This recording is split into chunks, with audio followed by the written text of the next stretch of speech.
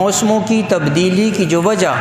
جیسے میں نے موسم گرما کے اندر حدیث، ایسے ہی وہ اسی حدیث کا جو دوسرا ٹکڑا ہے، اللہ کے نبی علیہ الصلوۃ والسلام نے فرمایا، پوری حدیث جو ہے کہ اشتکت النار الی ربہا،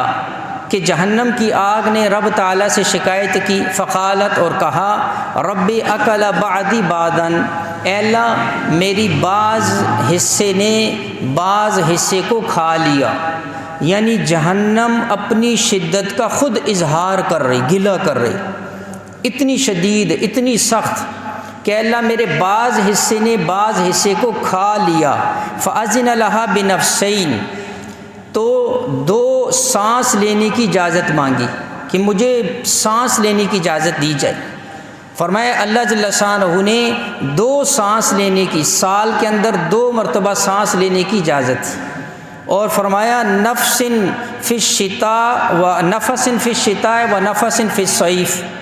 حضور علیہ السلام فرما رہے ہیں ایک سانس جو جہنم ہے وہ گرمیوں کے اندر لیتی ہے، اور ایک سانس جہنم وہ سردیوں کے اندر لیتی۔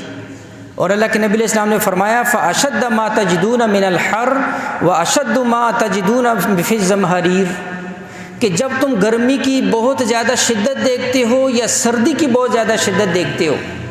یہ اس جہنم کی سانس کا اثر ہے۔ اب ہم اور آپ آپس میں اس پر تبصرے کریں، سوچیں یا اپنی عقل لڑائیں کہ جہنم کیسے سانس لے گی، اس کا کیسے اثر ہوگا، تو میں نے عرض کیا یہ علم وحی کا علم ہے۔ جہاں پر ہماری عقل ختم ہو جاتی، جہاں پر ہمارا علم صفر ہو جاتا ہے، اس کے بعد وحی کا علم شروع ہوتا ہے، اس کے بعد اصل علم شروع ہوتا ہے۔ اسی لیے تو آج کے سائنس، آج کے ماہرین دہری